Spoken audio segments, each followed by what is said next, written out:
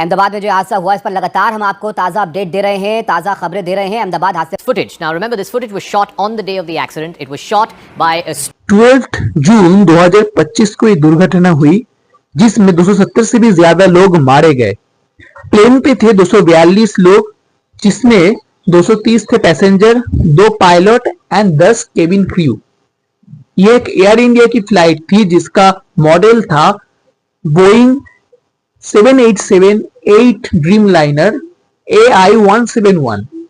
ये एक normal take off थी, 158 में टेक ऑफ हुई एंड 625 फीट ऊंचाई तक उड़ने के बाद ही अचानक से डिसेंड करने लगी एंड 2 किलोमीटर दूर ही जो बीजे मेडिकल कॉलेज की हॉस्टल है, रेसिडेंशियल हॉस्टल जो है, उसके ऊपर वाला फ्लोर पे जाके टकराई जस्ट टेक ऑफ के 2 मिनट के अंदर ही।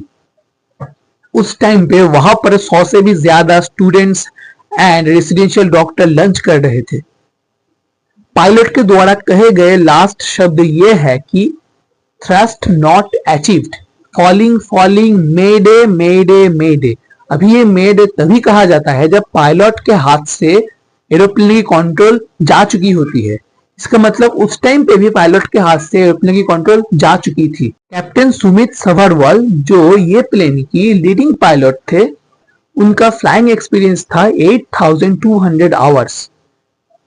He was a very professional pilot and ये अपने रिटायरमेंट से बस 1-2 महीने ही पीछे थे and soon he was going to be free and take care of his father. इस फ्लाइट के जो को पायलट थे उनका नाम था क्लाइव कुंदर। उनका फ्लाइंग एक्सपीरियंस था 1,100 आवर्स। इसका मतलब ये दोनों ही बहुत प्रोफेशनल थे, तो इनके द्वारा गलती होने के चांस बहुत ही कम है। तो एक्चुअली हुआ क्या था, investigation is still going on. जो ब्लैक बॉक्स होती है जो प्लेन के पिछले वाले हिस्से में रखा जाता है, उसमें ये प्लेन का सारे के सारे डाटा स्टोर होती है। इसमें 2 कंपोनेंट होती है, one is FDR digital flight data recorder and second one is CVR cockpit voice recorder. FDR को पाया गया लेकिन सीवीआर को अभी तक नहीं रिकवर किया गया। एफडीआर में यह पाया गया कि थ्रस्ट वाज नॉट अचीव्ड, इसलिए इंजन में कुछ प्रॉब्लम एंड ग्लिचेस देखी गई थी, लेकिन सीवीआर अभी तक रिकवर नहीं हुआ। तो सीवीआर जब तक रिकवर नहीं होता तब तक ये इन्वेस्टिगेशन कंप्लीट नहीं होता एंड ये ब्लैक बॉक्स को डिकोड करने में 10 से 15 दिन टाइम लगता है अप्रोक्सीमेटली। इस हादसे को लेकर डिफरेंट लोगों की डिफरेंट ओपिनियन है।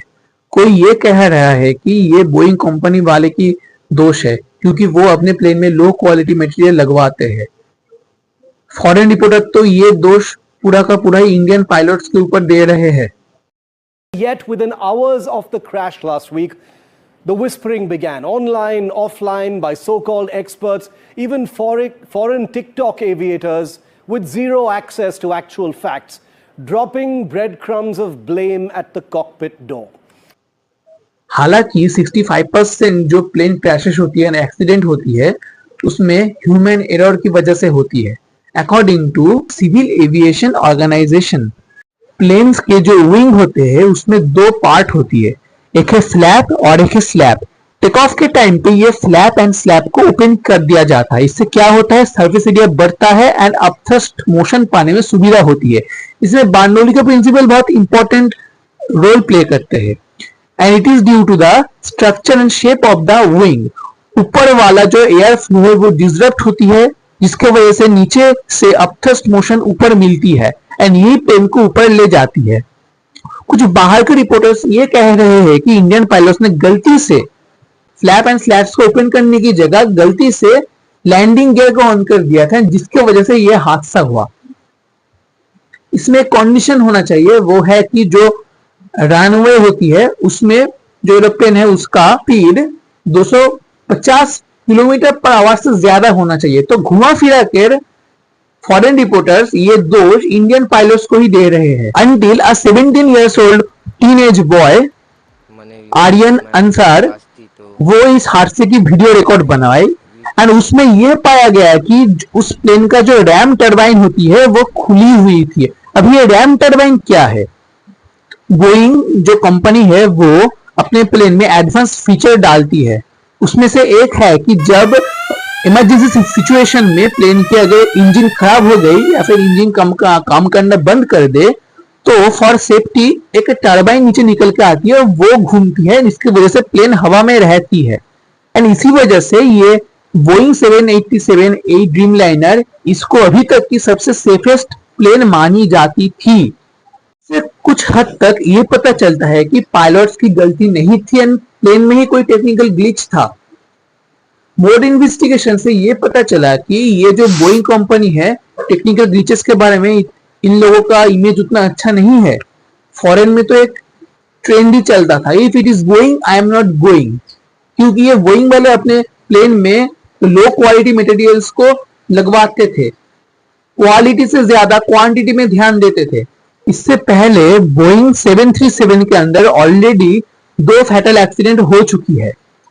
2018 में अक्टूबर में इंडोनेशिया के लायन एयर फ्लाइट 610 ये प्लेन टेक ऑफ के जस्ट 13 मिनट बाद ही जावा सी में क्रैश हो गई एंड इस हादसे में 189 लोगों की मौत हो गई।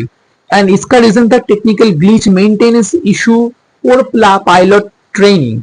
ये बोइंग वाला अपने प्लेन में जो एडवांस फीचर लगाए थे उसकी ट्रेनिंग पायलट्स को नहीं दी गई थी। 2019 के मार्च में Ethiopian Airline flight 302 take off के जस्ट 6 मिनट के अंदर ही एक ओपन फील्ड में क्रैश हो गए एंड इसमें 157 लोगों की मौत हो गई। इसका भी रीजन था टेक्निकल ग्लिच। इसके अलावा 2024 के जनवरी में अलास्का एयरलाइन की बोइंग 737 मैक्स 9 फैमिली की एक प्लेन मिड एयर में उड़ते अचानक से एक दरवाजा खुल गया था एंड उस टाइम पे उस प्लेन की ऊंचाई थी 16,000 फीट। ये नहीं, ये बोइंग कंपनी के जो एम्प्लॉइज है एंड बोइंग कंपनी वाले ये खुद अपने प्लेन में ट्रैवल नहीं करना चाहते हैं और ये वीडियो है उसका सबूत।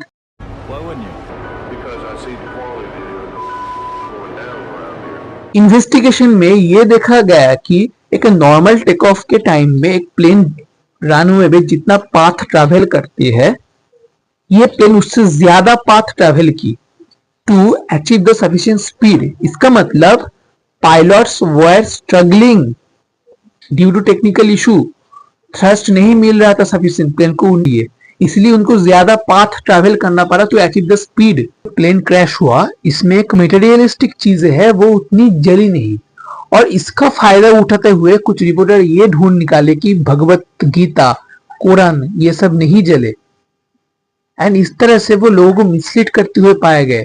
भगवान इतने सारे लोगों को छोड़ के 270 से भी ज्यादा लोगों को छोड़ के अपने किताब बचाएगा?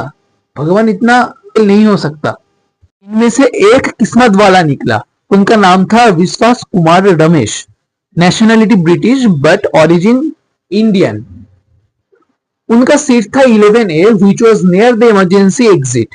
उन्होंने ये कहा था कि जब प्लेन आके वो मेडिकल कॉलेज के ऊपर वाला फ्लोर में टकराई तब वो फ्लोर टूट के नीचे गिर गया था एंड साथ ही साथ रमेश जिस रो पे बैठा था वो रो भी टूट के नीचे गिर गया था।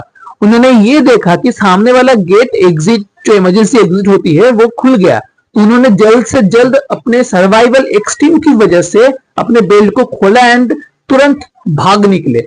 उन्होंने ये भी एक्सप्लेन किया है कि वो देख पा रहे थे कि the fire flame was just chasing him. उन्होंने कहा है कि उनके अगल बगल में जो पैसेंजर थे वो भी ट्राई करे थे कि खुद को बचा सके लेकिन they didn't survive because of panic. लोगों को तो ये कहते हुए सुना गया है कि रमेश के अपने अच्छे कर्म के लिए वो बच गया।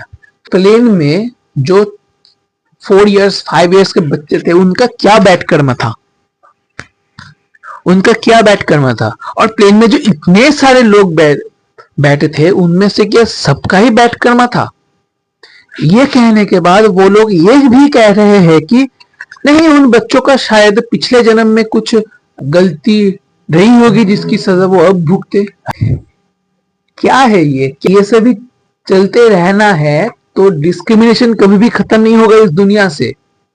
इतने दिनों तक तो लोग ये कहते हुए आए कि जो दलित लोग होते हैं उनका पिछले जन्म की सजा वो अभी भुगत रहे हैं। दलित लोग भी ये एक्सेप्ट कर लिए, लड़कियों के साथ भी सेम चीज होती आ रही है। इस इंसिडेंट को लेकर बहुत सारे पॉलिटिशियंस पॉलिटिक्स भी करने लग गए हैं। कुछ पॉलिटिशियंस तो फोटोशूट करवाने लगे हैं इस सिचुएशन को लेकर। हमको जगना पड़ेगा तभी हम एक यूटोपिया नहीं सही लेकिन एक ऑलमोस्ट परफेक्ट वर्ल्ड क्रिएट कर सकते हैं। हाँ पता है ये ऑलमोस्ट परफेक्ट वर्ल्ड कभी भी पॉसिबल नहीं है लेकिन कुछ हद तक तो पॉसिबल है। तो ये सब जो हो रहा है इसमें जिम्मेदार कौन है?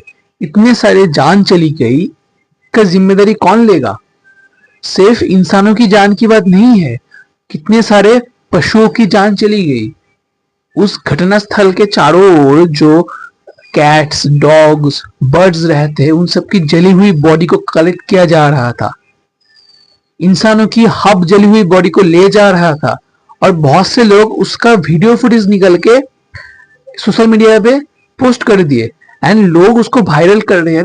2025 साल जो है इसमें हम शुरू से लेकर अभी तक कितने सारे दुर्घटनाएं, कितने सारे क्राइम देखते हुए आए हैं। एक मतलब कुछ ऐसा हो रहा है कि जो समय है वो समय बहुत खराब चल रहा है। सब कुछ एकदम इधर से उधर हो गया एक बार में। मतलब पता नहीं क्यों हो रहा है ये सब। जो भी हो रहा है आशा करता हूँ कि इसके बाद और नहीं होगा, सब कुछ ठीक हो जाएगा। And thank you for watching the video, thanks for your support. Please like the video, if you like it then please share it and please leave a comment. Jai Hind.